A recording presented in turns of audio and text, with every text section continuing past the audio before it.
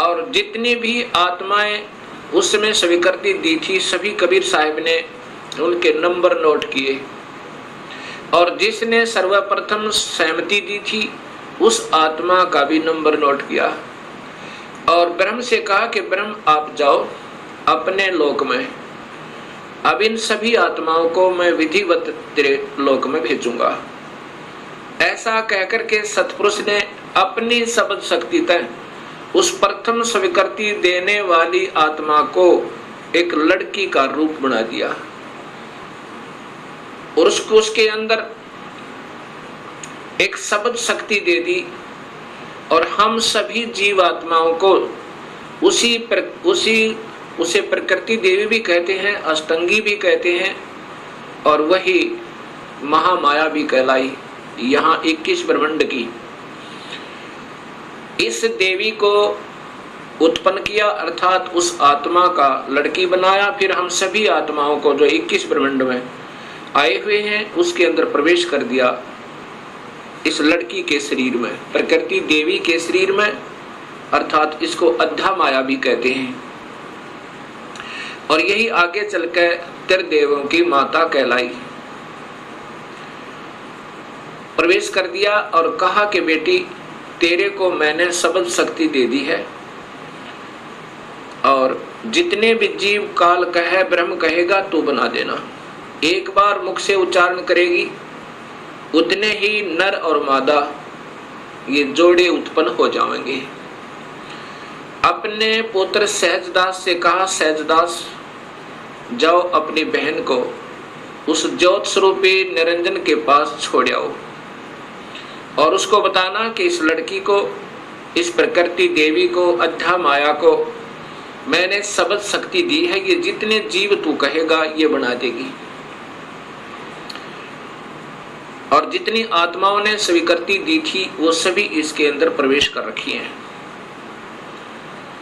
सहजदास प्रकृति देवी को लेकर, अद्धा माया को लेकर ज्योत निरंजन के पास आया, उसके पास छोड़ दिया और कहा कि पिताजी ने ऐसे ऐसे कहा है, इस लड़की के पास शब्द शक्ति है, और जितने जीव तू कहेगा ये नर और मादा अपने शब्द से उत्पन्न कर देगी। ऐसा कह करके सहजदास अपने लोक में लौट आया, अपने द्वीप में आ गया। युवा होने के कारण लड़की का रूप निखरा हुआ था। इस ज्योत स्वरूप निरंजन ब्रह्म अर्थात क्षर पुरुष के मन में नीचता उत्पन्न हुई, जो आज सब जीवों में विद्यमान है।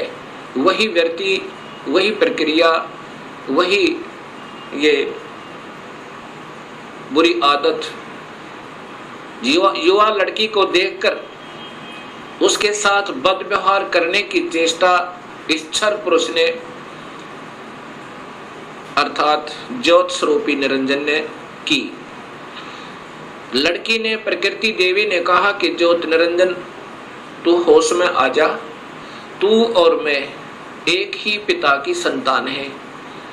पहले तेरी उत्पत्ति हुई उन्हीं के शब्द तय अंडे में, और उन्हीं ने मुझे उत्पन्न किया। तू और मैं बहन और भाई हैं। बहन भाई का ये कर्म पाप का भागी होता है, तू मान जा मेरी बात। ज्योत निरंजन ने एक भी बात उस लड़की की नहीं सुनी और मदहोश होकर, विषय वासना के वश होकर, काम वश होकर उस लड़की को पकड़ने की चेष्टा की, दुष्कर्म करने के लिए। लड़की ने अपनी इज्जत बचाने का और कहीं स्थान ना पाकर, जो ही उस काल ने, ज्योत स्वरूपी निरंजन ने, क्षर पुरुष ने ऐसे मुंह खोला हुआ था आलिंगन करने के लिए, ऐसे बाजू फैलाई थी, उसी समय लड़की ने छोटा रूप बनाया, सूक्ष्म, बहुत सूक्ष्म, और उसके पेट में चली गई अपनी इज्जत रक्षा के लिए। वहां से अपने पिता से पुकार की, हे परम पिता, हे सतपुरुष, हे कबीर परमेश्वर, मेरी रक्षा करो। इस प्रकार मैं काल से अपनी इज्जत रक्षा के लिए, इस ब्रह्म से अपनी इज्जत रक्षा के लिए इसके पेट में प्रवेश हूं और मुझे आकर मेरी रक्षा करो, मुझे बचाओ इससे।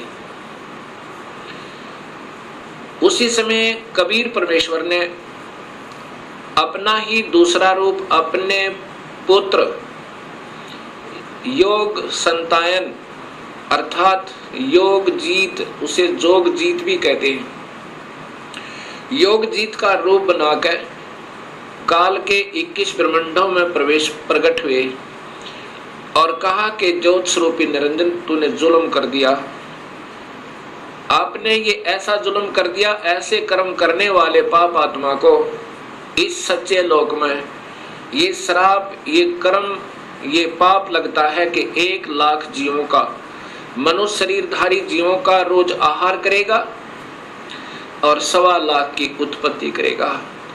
पिताजी ने आदेश दिया है मुझे कि आप यहाँ से निकल जाइए अपने 21 ब्रह्मांड को लेकर, और लड़की को उसके पेट से निकाल दिया, प्रकृति देवी को इस ब्रह्म के पेट से निकाल दिया और उनको 21 ब्रह्मांड समेत और दोनों को वहां से निष्कासित कर दिया और कहा कि प्रकृति तूने स्वयं अपने पैर पर कवाड़ा मारा है, अपने पिता से दूर होगी तू, अब इसकी सजा तू ही पावेगी और जाओ यहाँ से 21 ब्रह्मांड लेकर आप चले जाओ। इतना कहते ही 21 ब्रह्मांड वायुयान की तरह वहां से चल पड़ा और वहां से सतलोक से 16 शंख कोश की दूरी पर नील पद्म शंख यानी 16 मिलियन 16 शंख कोश की दूरी पर ये 21 ब्रह्मांड आकर के स्थिर कर दिए कबीर परमेश्वर ने अपनी शक्ति तय।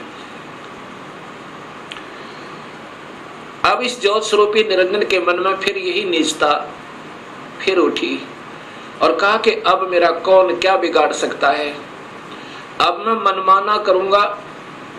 उस लड़की ने, प्रकृति देवी ने फिर प्रार्थना की कि ज्योत निरंजन अब भी तू मान जा।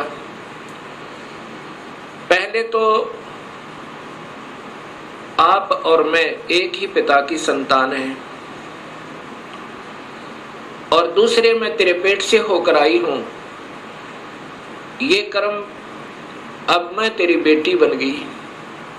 प्रथम तो बहन और भाई का ये पाप कर्म महापाप का कारण है और दूसरे मैं तेरी बेटी हुई, आपके पेट तक होकर आई और बाप बेटी का ये जुल्म अच्छा नहीं।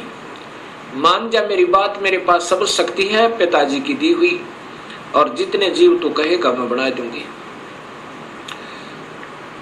लेकिन इस ज्योत स्वरूपी निरंजन ने एक भी बात नहीं सुनी उस प्रकृति देवी की, दुर्गा की। जबरदस्ती शादी की और एक ब्रह्मांड में एक ऐसा स्थान बना रखा है इस काल भगवान ने, ब्रह्म भगवान ने,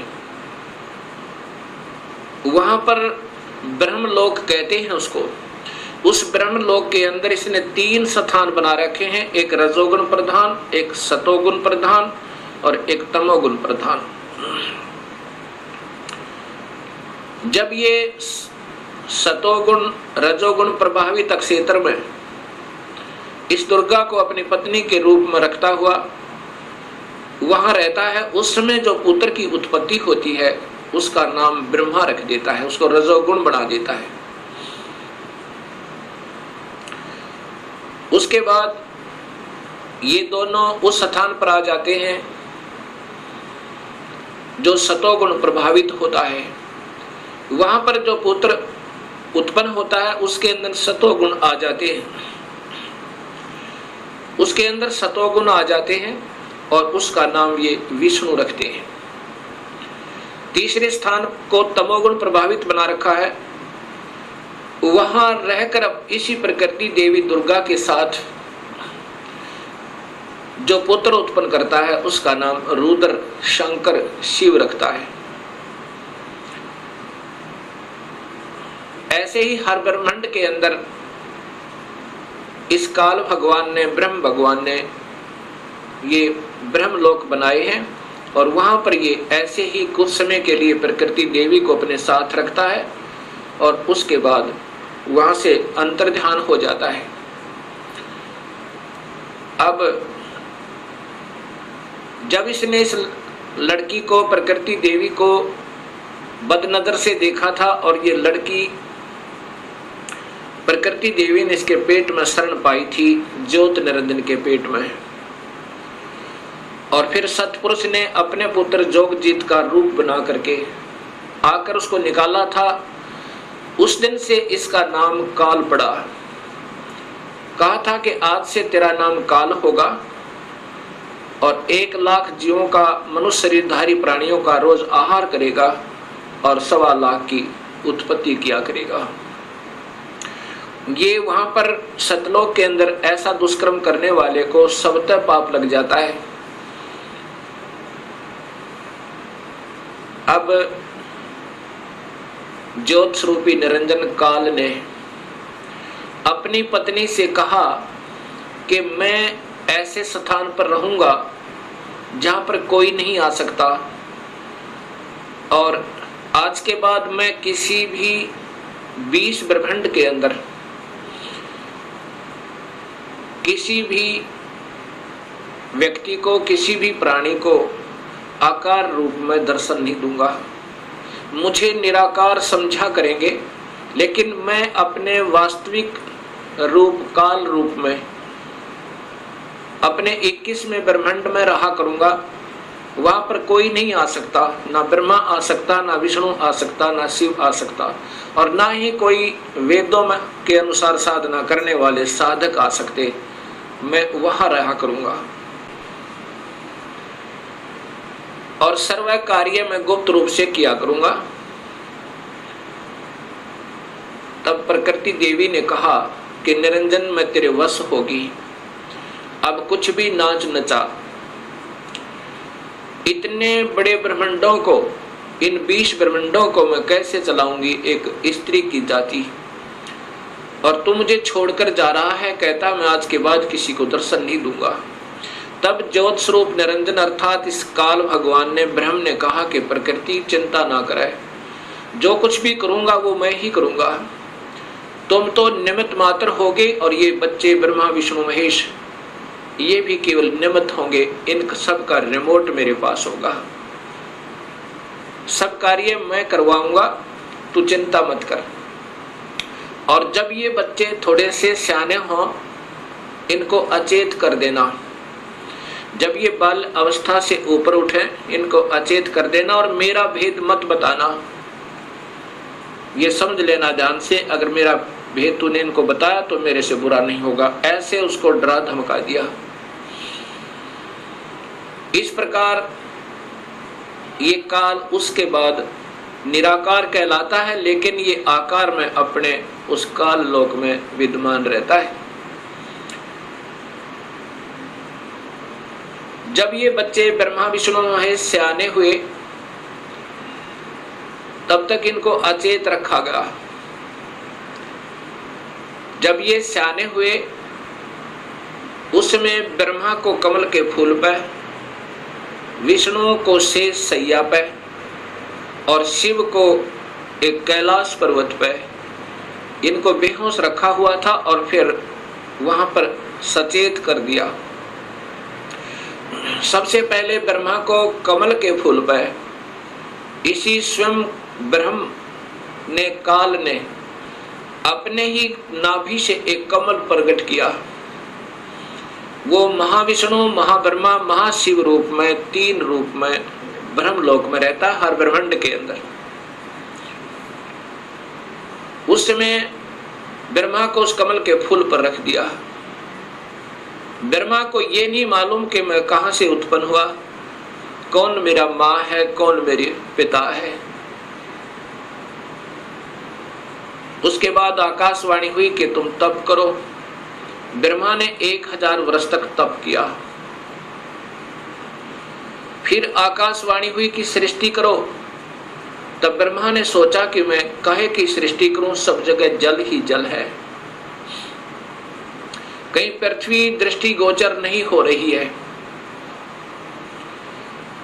इतने में मधु और कैटभ नाम के दो राक्षस काल ने प्रेरित करके और ब्रह्मा की ओर भेज दिए। ब्रह्मा डर के मारे उस कमल के फूल को के डंठल को पकड़कर नीचे उतर गया, बहुत स्पीड तय। नीचे जब आया तो उसी जल के ऊपर एक शेष सैया पर चतुर्भुज रूप में एक व्यक्ति सो रहा है। उसके हाथों में शंख चक्र गदा पद्म है। जब ब्रह्मा वहां पहुंचा उसी समय वो विष्णु जी थे, जो त्रिलोकीय विष्णु जी थे। उनमें से एक शक्ति निकली, वो आकाश में छा गई। उस समय ये ब्रह्मा विष्णु जी होश में आए। इतने में मधु और कैटभ भी पहुंच गए। मधु और कैटभ के साथ भगवान विष्णु ने 5000 वर्ष तक युद्ध किया, वो नहीं मरे। फिर उस शक्ति ने जो आकाश में छाई थी एक लड़की का रूप बनाया, देवी का, और मधु कैटभ को मोहित किया, अपनी ओर आकर्षित किया अपनी कलाओं से, अदाओं से। जब मधु और कैटभ उस लड़की की तरफ देखने लगे तो विष्णु जी ने पीछे से उनकी गर्दन पकड़कर दोनों को मार डाला। अर्थात 5000 वर्ष तक भगवान विष्णु से 2 राक्षस नहीं मरे। वो भी तब मरे जब उस माता ने सहयोग दिया, उनको अट्रैक्ट कर लिया, आसक्त कर लिया। इससे 2 बातें सिद्ध होती हैं कि ये समर्थ नहीं है। जब 5000 वर्ष तक 2 राक्षस नहीं मर पाए भगवान विष्णु से, तब ब्रह्मा जी और विष्णु 2 थे।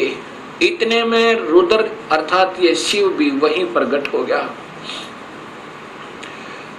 ब्रह्मा जी देवी भागवत महापुराण में बताता है कि फिर हम 3 हो गए, ब्रह्मा विष्णु और शिव। तब देवी ने कहा कि तुम तीनों देवता अपने अपने कार्य को ध्यान से सुनो और उस पर संलग्न हो जाओ। ब्रह्मा जीवों की उत्पत्ति करवावे, उनको रजोगुण प्रभावित करके, ये केवल इतने ही ब्रह्मा हैं। और विष्णु फिर इनके आपस में सतिथि बनाए रखे, मोह ममता में फंसाए रखे, ये विष्णु जी की ड्यूटी है। और शिव की ड्यूटी है कि ये संहार करे। तब इन तीनों ने कहा कि हे माई, हे देवी, कहीं पर पृथ्वी नजर नहीं आ रही है और पृथ्वी के बिना प्राणियों की सृष्टि, स्थिति और संहार असंभव है। तब वो देवी मुस्काई और कहा कि तुम, इतने में एक विमान आया और कहा कि तुम तीनों के तीनों इस विमान में बैठो और चिंता मत करना, घबराइयो मत। उस समय ये तीनों के तीनों ब्रह्मा विष्णु महेश विमान में प्रवेश कर गए। विमान मन की गति से चला, बहुत तीव्र गति था। कहां पहुंचा? ब्रह्मलोक में पहुंचा, जहां पर ये काल भगवान 3 रूपों में रहता है, जहां इनकी उत्पत्ति की जाती है, ब्रह्मा विष्णु महेश की। और वहां पर कोई नहीं जा सकता, ना वेद विधि से, किसी साधना तक, ना तप से, ना यज्ञ से, ना हवन से, किसी प्रकार से नहीं जा सकता, ना किसी जप से। वहां पर तो ये अपनी कृपा से ही ले जा सकता है, ये काल भगवान सोचल सिद्ध करके। वहां जाकर के इन्होंने क्या देखा?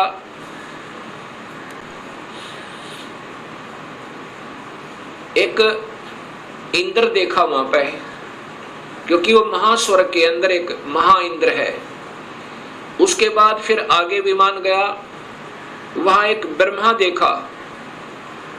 जब दूसरा ब्रह्मा देखा तो शिव और विष्णु ब्रह्मा जी से पूछने लगे कि हे चतुरानन, ये दूसरा ब्रह्मा कौन है? तब ब्रह्मा जी ने कहा, मुझे नहीं मालूम ये कौन है। उसके बाद विमान आगे चला।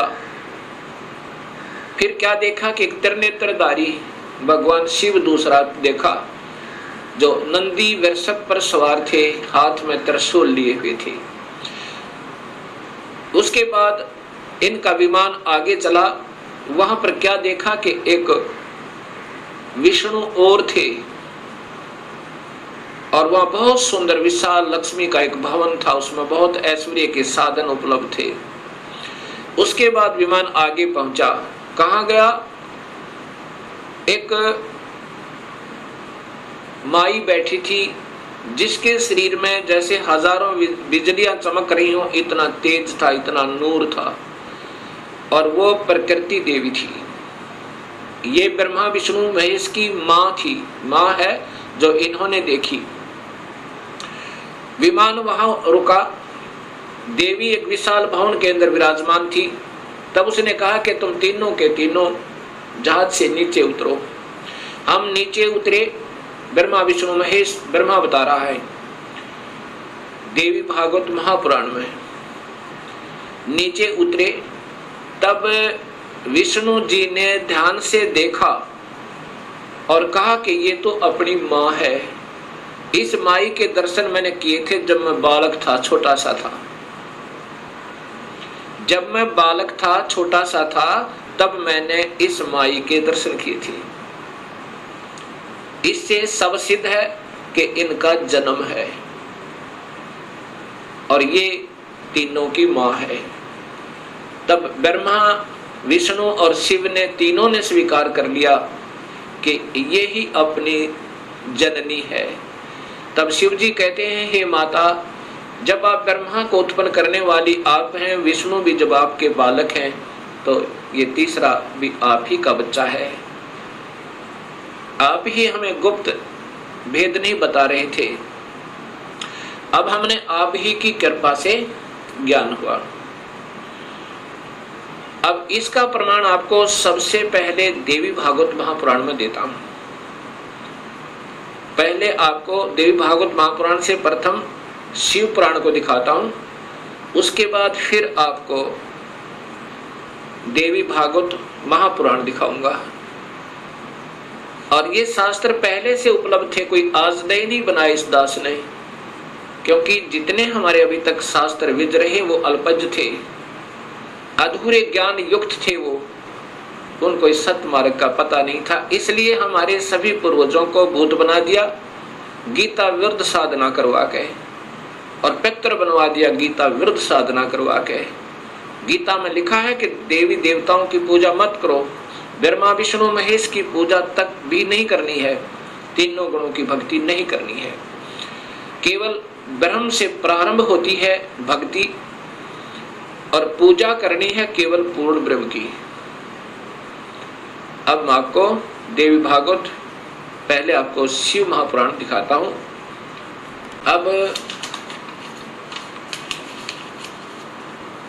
अब देखिएगा भक्तात्माओं, ये देवी भागवत महापुराण, शिव महापुराण, ये शिव महापुराण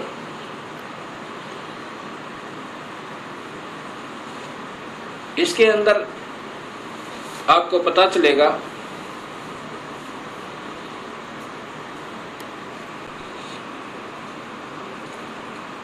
श्री शिव महापुराण भाषा सटीक सहितम, ये संस्कृत युक्त है, इसमें संस्कृत भी साथ है। और ये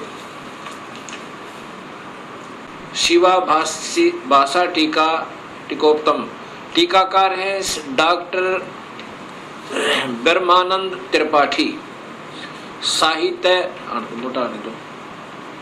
साहित्य आयुर्वेद ज्योतिष आचार्य, MA PhD DMCA, ये टीकाकार हैं इनके। और ये आपके समक्ष है, इसमें क्या लिखा है यहां देखिएगा।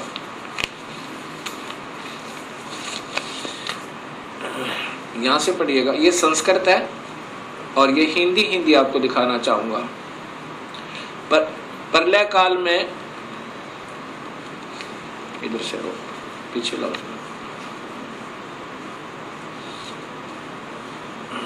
ए मुनिवर, प्रलय काल में भी शिव पार्वती का कभी वियोग ना होने के कारण ही काशी को अविमुक्त अक्षेत्र कहते हैं।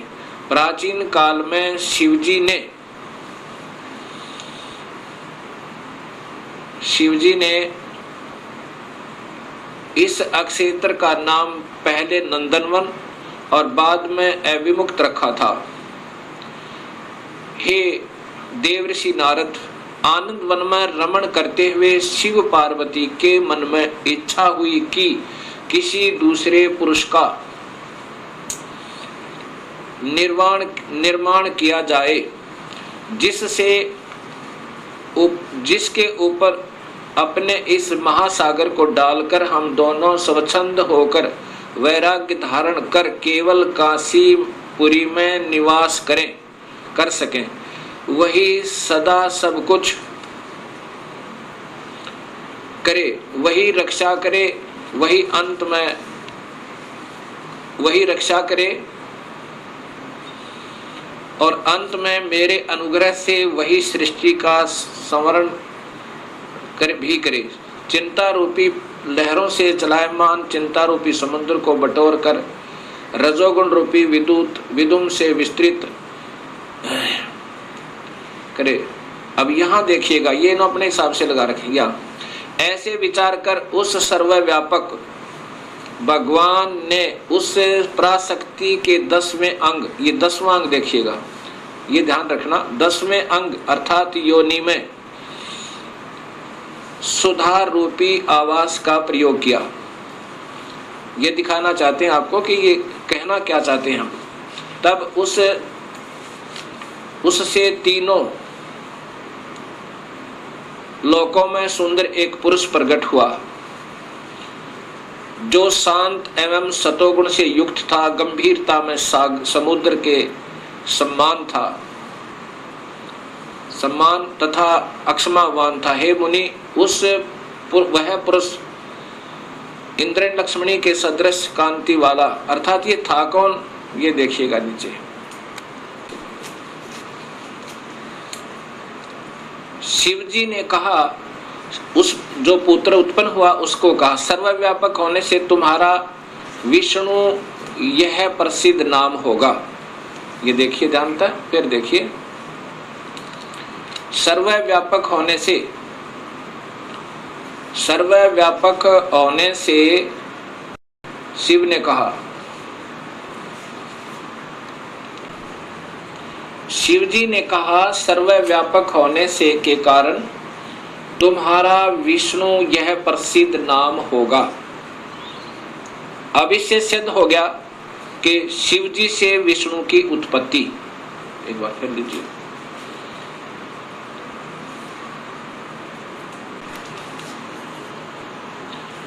अभी आपने ये शिव महापुराण में 6ठे अध्याय को देखा।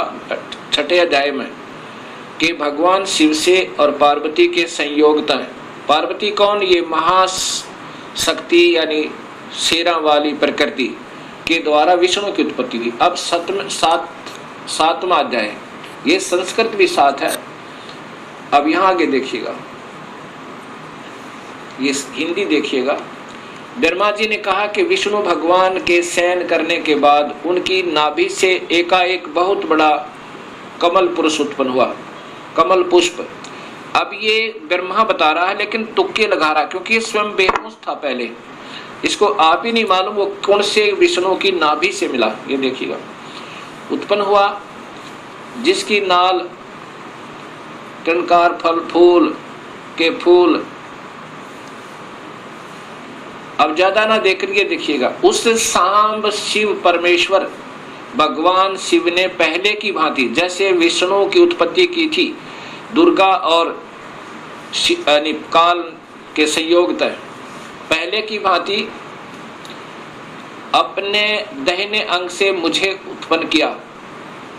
ब्रह्मा कह रहा कि मेरी उत्पत्ति भी उस काल ब्रह्म से, यानी शिव कह रहे हैं, ये शिव वो ब्रह्मा महाविष्णु महाशिव रूप में ये काल ही रहता है, मुझे उत्पन्न किया। ये ब्रह्मा जी ने बताया।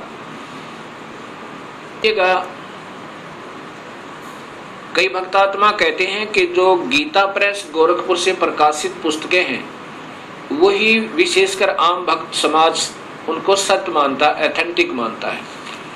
अब आपके सामने यही गीता प्रेस गोरखपुर से प्रकाशित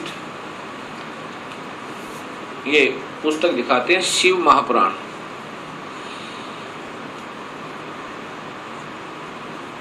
संक्षिप्त शिव महापुराण, और ये नीचे गीता प्रेस गोरखपुर से, और इसके 6ठे अध्याय में फिर यही प्रमाण है।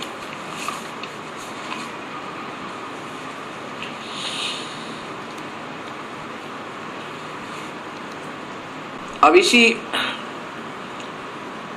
शिव महापुराण का ये छठा अध्याय है।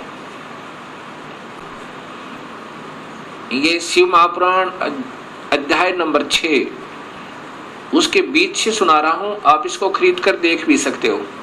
जिस परब्रह्म के विषय में ज्ञान और अज्ञान पूर्ण उक्तियों द्वारा इस प्रकार ऊपर बताए अनुसार विकल्प किए जाते हैं, उसने कुछ काल के बाद सृष्टि का समय आने पर द्वितीय की इच्छा प्रकट की। उसके भीतर एक से अनेक होने का संकल्प उदित हुआ।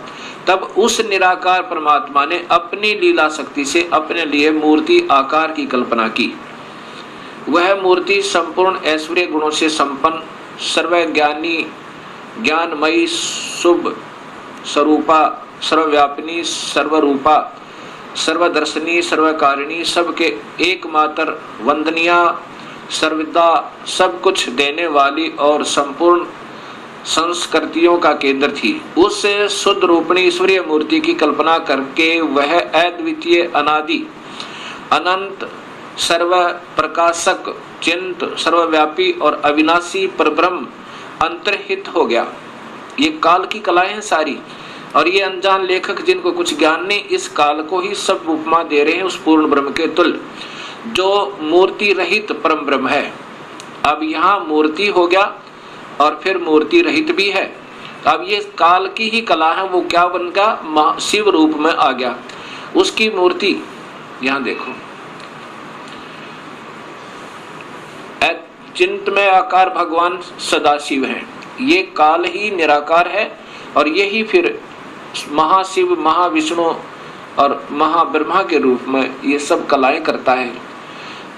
अर्वाचीन और प्राचीन विद्वान इसी को ईश्वर कहते हैं। जितना जिनको ज्ञान है, इस काल को ही ये ईश्वर कहते। उस समय एकाकी रहकर स्वेच्छानुसार विहार करने वाले उन सदाशिव ने अपने विग्रह से स्वयं एक स्वरूप भूता शक्ति की सृष्टि की, अर्थात वह देवी इसी के शरीर से निकाली थी पूर्ण परमात्मा ने, जो इसके पेट में शरण ले ली थी, कि जो उनके अपने श्री अंग से कभी अलग होने वाली नहीं थी।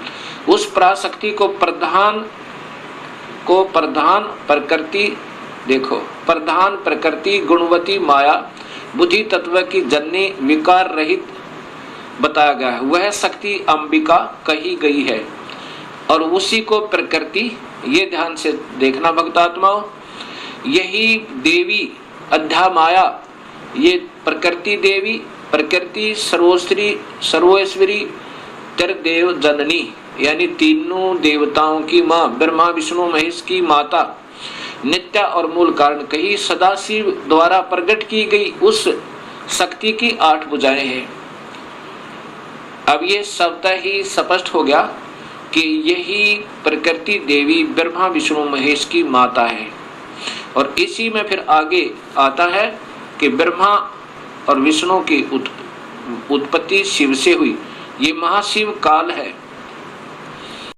संतों की वाणी है अनमोल, इसे ना समझ सके अनबोल, इसे ना समझ सके अनबोल। साहिब ने वेद दिया सब खोल, साहिब ने वेद दिया सब खोल। अपनी सतलोक राजधानी का कोई जगह पूर्व भाग सफल होया,